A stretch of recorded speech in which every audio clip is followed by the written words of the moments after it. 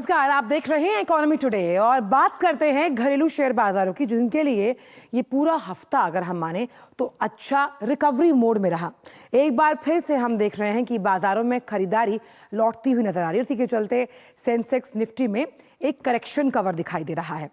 वहीं ग्लोबल बाजारों से मिले जुले संकेत है। अमेरिकी बाजारों में रिकॉर्ड हाई रैली और मुनाफा वसूली का दबाव है। गिफ्ट निफ्टी सुबह करीब 50 अंकों की बढ़त के साथ 24,800 के लेवल पर था। और अगर हम आज की बात करें तो आज की सबसे बड़ी खबर रहेगी मौद्रिक समीक्षा समिति की जो बैठक है वो खत्म होने वाली है। सुबह 10 बजे आरबीआई गवर्नर साहब शक्तिकांत दास मॉनेटरी पॉलिसी की घोषणा करेंगी। तो क्या ब्याज दरें अपरिवर्तित होंगी या उन पर कोई परिवर्तन आएगा, इस पर रहेगी हमारी खास नजर। लेकिन आपके आर्थिक सफर की शुरुआत करते हैं इस वक्त की प्रमुख आर्थिक टॉप लाइन्स के साथ।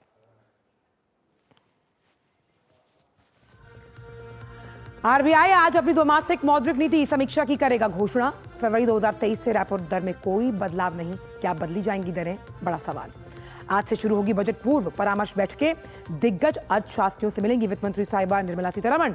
इन बैठकों में सरकार अलग अलग उद्योग संगठनों से मिलकर बजट को लेकर जानेगी उनकी राय। एनएचएआई 1000 करोड़ रुपए के मूल्य के ग्रीन बॉन्ड करेगा जारी। ग्रीन बॉन्ड के से जो पैसा आता है उससे सौर प्रकाश व्यवस्था, वर्षा जल संचयन और वन्य जीवन को सुरक्षित रखने के लिए अंडरपास सहित पर्यावरण अनुकूल पहलों को वित्त पोषण मिलता है। इसी पर आज रहेगा हमारा ईटी फोकस। और सप्ताह के आखिरी दिन आज सपाट कारोबार के साथ खुले भारतीय शेयर बाजार। सेंसेक्स बढ़त जबकि निफ्टी गिरावट के साथ।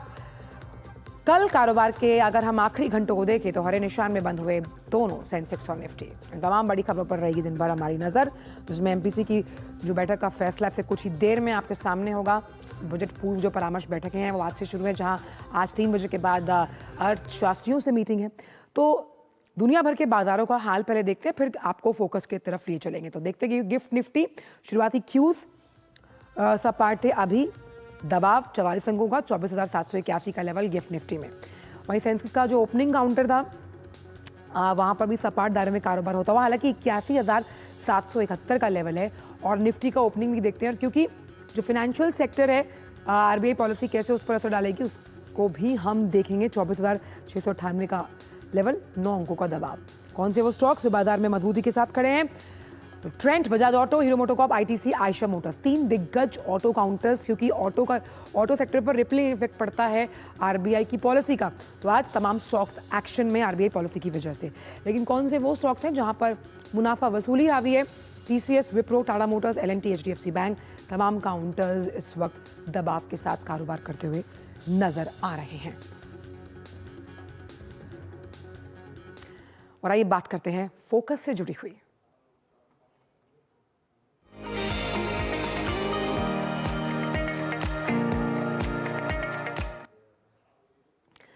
तो पर्यावरण की तरफ हमारी जो जिम्मेदारी है उसे ग्रीन बॉन्ड समझते हैं। कैसे, आइए आपको बताते हैं।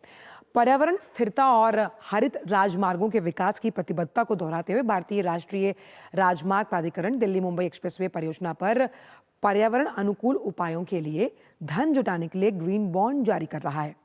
और बंद बोली की जो प्रणाली है उसके तहत 500 करोड़ रुपए के बेस इशू के साइज के साथ ये 1000 करोड़ रुपए तक होगा। सड़क और राजमार्ग क्षेत्र में अपनी तरह का पहला ग्रीन बॉन्ड होगा, जो दिसंबर के दूसरे सप्ताह में लॉन्च होने की उम्मीद है।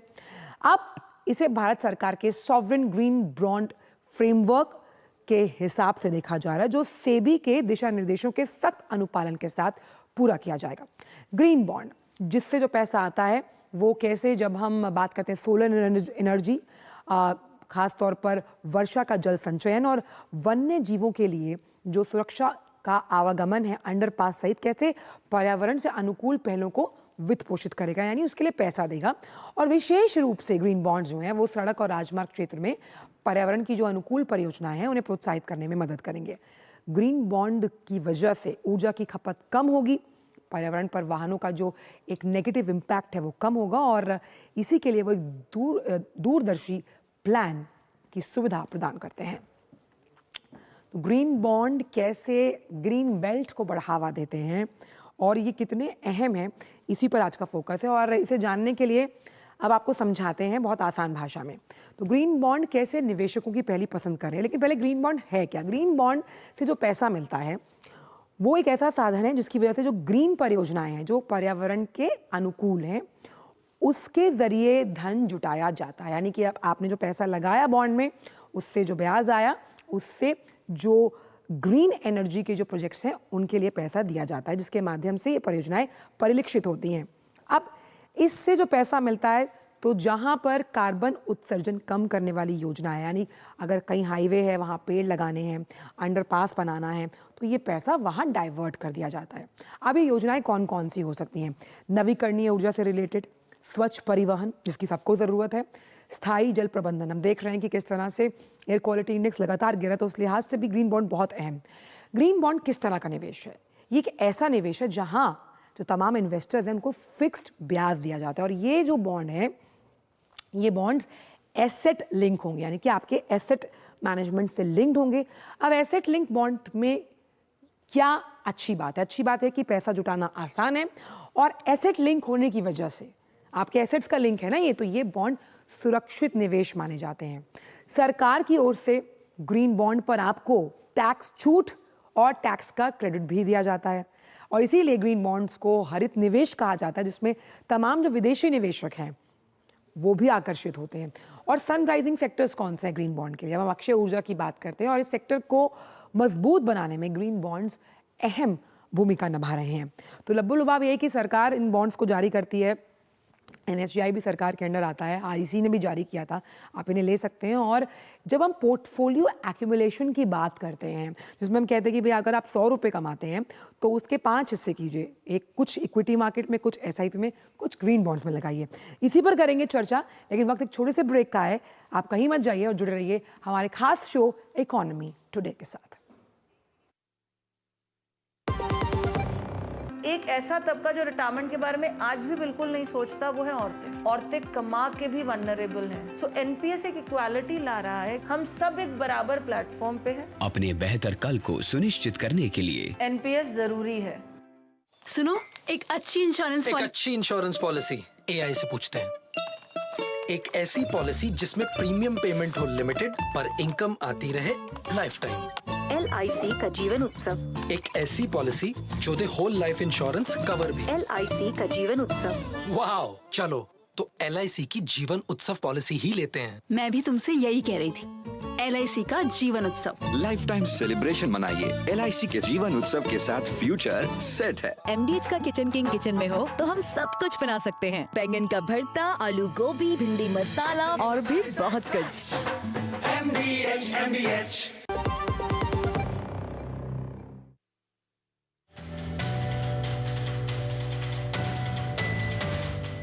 संविधान सभा में मौजूद 15 महिलाओं ने भारतीय संविधान के निर्माण में महत्वपूर्ण भूमिका निभाने के साथ ही समानता और अधिकारों की जमकर वकालत की। इन सशक्त महिलाओं ने न केवल पितृसत्ता से लड़ाई लड़ी, बल्कि दुनिया के सबसे लंबे संविधान को आकार देने में भी काफी मदद की। इन 15 महिलाओं में से एक थी हंसा जीवराज मेहता। हंसा मेहता मुंबई प्रांत से संविधान सभा के लिए चुनी गई थी। हंसा मेहता संविधान सभा में मौलिक अधिकार उप समिति, सलाहकार समिति और प्रांतीय संवैधानिक समिति जैसी महत्वपूर्ण समितियों की सदस्य थी। विभिन्न समितियों के सदस्य के रूप में उन्होंने यह सुनिश्चित करने में महत्वपूर्ण भूमिका निभाई कि धर्म के अधिकार का दायरा सामाजिक कल्याण के अधीन हो। संविधान सभा में उन्होंने महिलाओं के लिए लैंगिक समानता और नागरिक अधिकारों को पुरजोर तरीके से उठाया। उन्होंने समान नागरिक संहिता की वकालत की, जिसे राज्य के नीति निर्देशक तत्व के रूप में संविधान में शामिल किया गया। 15 अगस्त 1947। ब्रेक के बाद का स्वागत है, और ग्रीन बॉन्ड्स पर ज़्यादा जानकारी के साथ और अहम मंथन के साथ दक्षिता दास, पूर्व अतिरिक्त सचिव वित्त मंत्रालय, हमारे साथ जुड़ी हुई हैं। दक्षिता जी, बहुत बहुत स्वागत है आपका हमारे इस खास शो में। कई बार आपसे चर्चा का मौका मिला है और हमेशा सार्थक चर्चा हुई है। तो पहला सवाल ये है कि जो ग्रीन बॉन्ड है, इनका नाम ही मुझे इतना पॉजिटिव लगता है, और इस तरह की पॉजिटिव वाइब क्रिएट करने की कोशिश की जा रही है। जिस तरह से NHAI अब 1000 करोड़ के ग्रीन बॉन्ड्स जारी करेगा, किस तरह से निवेशकों की पहली पसंद बन रहे हैं, और ख़ास तौर पर हमें एहसास दिला रहे हैं कि भाई अगर आप पैसा कमा रहे हैं तो पर्यावरण की तरफ भी आपकी जिम्मेदारी है। हाँ, बेशक ये जो आपने अभी बात करी और जो आपने प्रेजेंटेशन दिखाया था इससे पहले, उससे साफ जाहिर हो रहा है कि ग्रीन बॉन्ड एक अलग किस्म का इंस्ट्रूमेंट है। ये जैसे आपने कहा था कि भाई जब आप निवेशक अपना पोर्टफोलियो प्लान करता है, थोड़ा पैसा इक्विटी में डालता है, पर जहां डेट की बात है वहां पर सॉवरेन बॉन्ड जो ये आपका ग्रीन बॉन्ड है, जिसमें कि एक निर्धारित आपको इंटरेस्ट मिलेगा और जिसको कि लेकर आपका पैसा एक तरीके से सुरक्षित रहेगा और उसका इस्तेमाल, उसका उपयोग सही दिशा में होगा, जो कि हमारे भविष्य के लिए होगा। बहुत ही चिंता का विषय है जो हमारा पर्यावरण के साथ हो रहा है, और भारत का कमिटमेंट भी है कि 2070 तक एक विशेष गोल को अपनाया है। तो उसके लिए जाहिर सी बात है पैसा चाहिए, और वो पैसा हमसे, आपसे, रिटेल इन्वेस्टर होते हैं या जो बड़ी संस्थाएं होती हैं, उनसे आएगा। ग्रीन बॉन्ड इसी तरह का एक माध्यम। दक्षिता जी, कम लागत को बढ़ावा देने में ग्रीन बॉन्ड किस तरह से सहायक साबित हो रहे हैं, और ख़ास तौर पर जो तमाम, अगर हम विदेशी निवेशकों की बात करते हैं तो उनके लिए ये एक ग्रीन इन्वेस्टमेंट है, और ये खाली उनको तो फ़ायदा नहीं देगा बल्कि जो आने वाली पीढ़ियां हैं उनके लिए भी फ़ायदेमंद साबित होगा। आप इस कथन को किस तरह से लेते हैं? बिल्कुल सही कहा आपने। विदेशी इन्वेस्टर्स को भी बहुत ही आकर्षित लग रहा है, क्योंकि इंडियन इकोनॉमी ग्रो कर रही है, और इंडियन मैन्युफैक्चरिंग जब ग्रो करेगा, इंडस्ट्री ग्रो करेगी, जाहिर सी बात है जो भी उसका ग्रीनिंग एलिमेंट होगा, जैसे आपने कहा अभी ऊर्जा को लेकर, या आप पानी को ले लें, या अभी जो NHAI ने अनाउंस किया है, जिसका जिक्र आपने चर्चा करी थी अभी, कि जानवरों को देखेगा, अंडरपास बनाएगा, सोलर लगाएगा, इन सब चीजों को लेकर लोग आकर्षित होंगे कि भारत का विकास एक सस्टेनेबल तौर से होने वाला है। विकास तो निर्धारित है, साथ में उसके साथ जो सस्टेनेबिलिटी आएगी, उसके लिए अगर राशि या मुद्रा इन्वेस्टमेंट होगा तो एक लॉक इन पीरियड होगा, और प्रोजेक्ट आपका उसी हिसाब से उसी दिशा को पकड़ेगा। उभरते हुए बाजारों की जब हम बात करते हैं, जिसमें भारत काफ़ी अहम है, उस लिहाज से उचित क्षमता निर्माण में जब हम ग्रीन बॉन्ड्स को देखते हैं, क्या क्या वो चुनौतियां हैं जिनसे पार पाना ज़रूरी है, और ख़ास तौर पर इस पे ज़्यादा बात होनी चाहिए ताकि लोग इसे सुने और इसकी तरफ आकर्षित हों और इसे अपने पोर्टफोलियो में शामिल करें?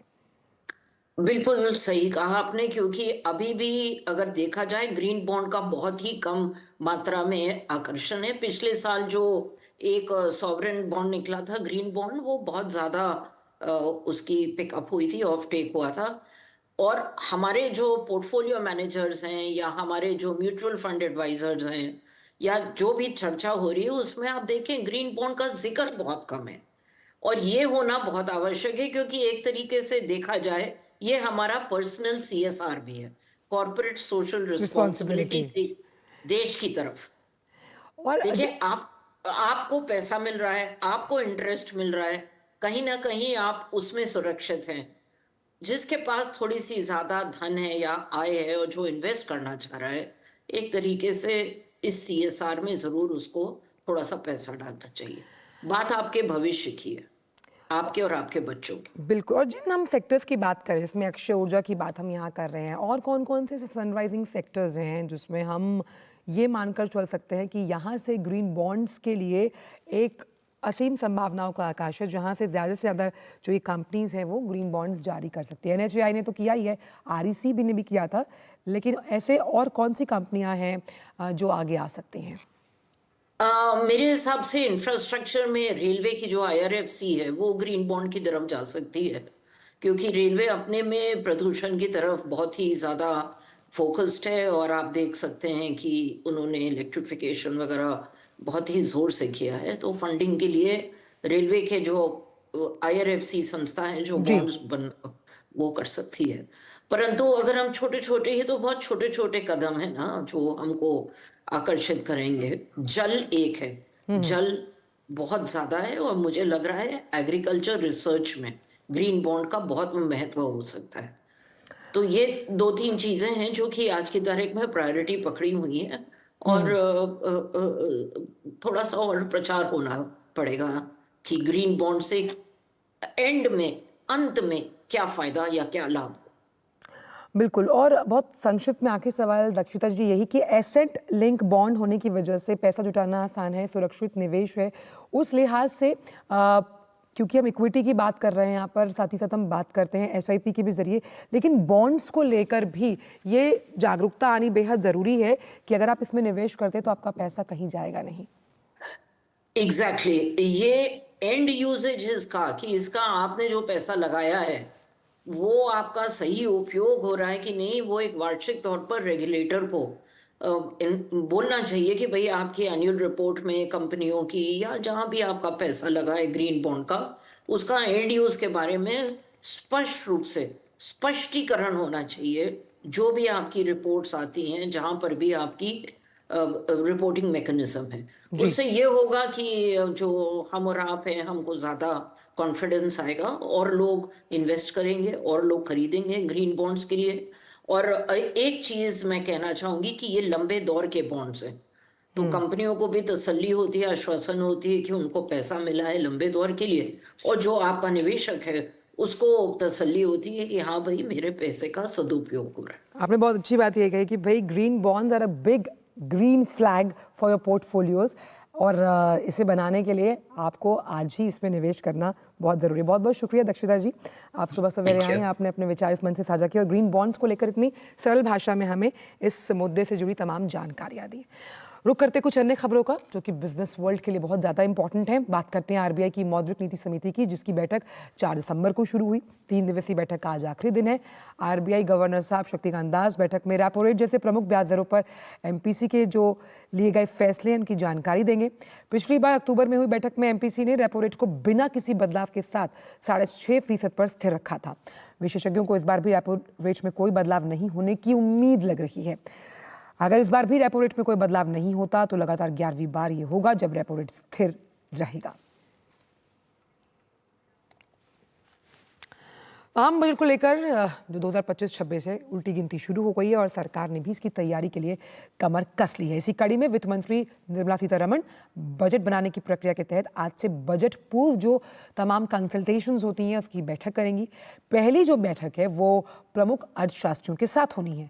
मीटिंग की अध्यक्षता करती हुई वित्त मंत्री चालू वित्त वर्ष की दूसरी तिमाही में 7 तिमाहियों के सबसे कम जीडीपी प्रिंट के बीच आगामी बजट के बारे में सुझाव मांगे जाएंगे और उसके बाद 7 दिसंबर को किसान संघों, कृषि अर्थशास्त्रियों, एमएसएमई क्षेत्र के साथ बैठक होनी है। यानी कि ये सिलसिला चलता रहेगा और इसमें वित्त राज्य मंत्री पंकज चौधरी, वित्त सचिव और दीपम सचिव तुहिन कांता पांडे, आर्थिक मामलों के सचिव अजय सेठ, राजस्व सचिव भी शामिल होंगे और इनके मौजूद होने के बाद वो तमाम फैसले लिए जाएंगे, तमाम स्टेक होल्डर्स से उनकी राय ली जाएगी। बजट के पूर्व परामर्श की अगर हम बात करें तो 30 दिसंबर को भारतीय उद्योग जगत के दिग्गजों के साथ, खासतौर पे जो सामाजिक क्षेत्र और शिक्षा से जुड़े हुए हैं उनके साथ ये परामर्श होगा और तब ये जो कंसल्टेशंस का सिलसिला है वो खत्म होगा। केंद्रीय बजट 2025-26 आगामी 1 फरवरी को पेश किया जाएगा। वित्त मंत्री निर्मला सीतारमण का ये 8वां बजट होगा।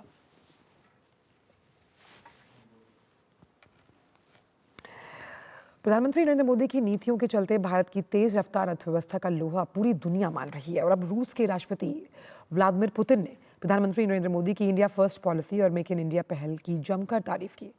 15वें वीटीबी रूस कॉलिंग इन्वेस्टमेंट फोरम में उन्होंने जोर देकर कहा कि विनिर्माण को बढ़ावा देने और विदेशी निवेश को आकर्षित करने के उद्देश्य से शुरू की गई मेक इन इंडिया पहल ने वैश्विक अर्थव्यवस्था में भारत की स्थिति को मजबूत करने में महत्वपूर्ण भूमिका निभाई। उन्होंने भारत सरकार द्वारा छोटे और मध्यम उद्यमों के लिए स्थिर स्थिति बनाने के प्रयासों को लेकर सराहना की। उन्होंने विशेष रूप से प्रधानमंत्री द्वारा शुरू की गई आर्थिक पहलों पर प्रकाश डाला, जिसमें मेक इन इंडिया कार्यक्रम पर विशेष ध्यान दिया गया, जिससे भारत मजबूत हुआ और मेक इन इंडिया पहल और रूस के इम्पोर्ट सब्स्टिट्यूशन प्रोग्राम के बीच समानताएं बताते हुए भारत में विनिर्माण संयंत्र स्थापित करने के लिए रूस की इच्छा भी जताई और कहा कि भारत में निवेश करना लाभदायक है। पुतिन ने यह भी कहा कि रूसी कंपनी रोजनेफ्ट ने हाल ही में भारत में $20 बिलियन का निवेश किया। साथ ही पुतिन ने एमएसएमई के विकास के लिए रूस भारत सहयोग पर जोर दिया और ब्रिक्स निवेश मंच को वैश्विक दक्षिण देशों को समर्थन देने के लिए महत्वपूर्ण माना।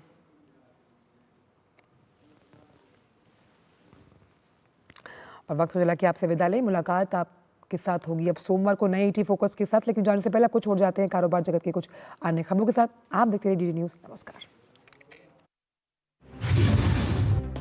भारत सरकार और एशियाई विकास बैंक एडीबी ने मेघालय में जल संचयन परियोजना के निर्माण के लिए $50 मिलियन के लोन पर हस्ताक्षर किए। इसका उद्देश्य जल संचयन प्रणालियों का निर्माण करके जल सुरक्षा को बढ़ाना है और साथ ही पूर्वोत्तर राज्यों में जलवायु परिवर्तन के प्रभावों को कम करना है। पीएम सूर्यघर मुफ्त बिजली योजना के तहत करीब 1.5 करोड़ रजिस्ट्रेशन और 6.34 लाख इंस्टॉलेशन पूरे किए गए हैं। केंद्रीय नवीन एवं नवीकरणीय ऊर्जा और बिजली राज्य मंत्री श्रीपद नाइक ने राज्यसभा में बताया कि राष्ट्रीय पोर्टल ने कुल 1.5 करोड़ रजिस्ट्रेशन, लगभग 26 लाख आवेदन और 6 लाख रूफटॉप सोलर इंस्टॉल किए हैं। इस योजना को प्रधानमंत्री ने वित्त वर्ष 2027 तक आवासीय क्षेत्र में 1 करोड़ रूफटॉप सोलर इंस्टॉलेशन हासिल के उद्देश्य से शुरू किया है। श्रम और रोजगार मंत्री शोभा करंदलाजे ने संसद में बताया कि ई श्रम पोर्टल पर 1 दिसंबर 2024 तक लगभग 30 करोड़ श्रमिकों ने अपना पंजीकरण कराया है। श्रम और रोजगार मंत्रालय ने आधार के साथ असंगठित श्रमिकों का एक व्यापक राष्ट्रीय डेटाबेस बनाने के लिए 26 अगस्त 2021 को पोर्टल शुरू किया था। पोर्टल का उद्देश्य असंगठित श्रमिकों को स्वयं घोषणा के आधार पर एक सार्वभौमिक खाता संख्या प्रदान करके उनका पंजीकरण और समर्थन करना है। बाजार नियामक सेबी ने किसी शेयर की क्लोजिंग प्राइस तय करने के लिए नए नियम का प्रस्ताव किया है।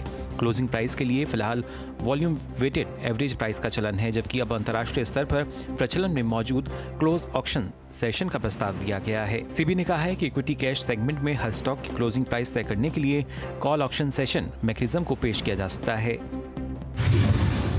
फैशन और जीवन शैली से जुड़े उत्पादों के ई कॉमर्स मंच मिंत्रा ने अपनी क्विक कॉमर्स सेवा एम नाउ की शुरुआत की है। इसके साथ ही कंपनी ने 30 मिनट में डिलीवरी का वादा किया है। मिंत्रा की सीईओ के मुताबिक इस समय बेंगलुरु में परिचालन कर रही एम नाउ आने वाले महीनों में देश भर के महानगरों और अन्य शहरों में विस्तार करने के लिए तैयार है। आरबीआई ने अक्टूबर 2024 में दुनिया भर के अन्य केंद्रीय बैंकों की तुलना में सबसे ज्यादा 27 टन सोना खरीदा। इसके साथ ही भारत का कुल स्वर्ण भंडार बढ़कर अब 882 टन पहुंच गया है। WGC की रिपोर्ट के मुताबिक अक्टूबर में दुनिया भर के केंद्रीय बैंकों ने कुल 60 टन सोना खरीदा। खास बात है कि भारत, तुर्की और पोलैंड के केंद्रीय बैंकों की कुल वैश्विक स्वर्ण खरीदारी में 60% हिस्सेदारी रही है। मार्केट रेगुलेटर सेबी ने मिष्ठान फूड्स लिमिटेड पर बड़ी कार्रवाई की है। सेबी ने कंपनी को तकरीबन 100 करोड़ रुपए वापस करने को कहा है, जो उसने ग्रुप की इकाइयों के जरिए गलत तरीके से जुटाए और कंपनी के प्रमोटर्स और डायरेक्टर्स को डाइवर्ट कर दिया।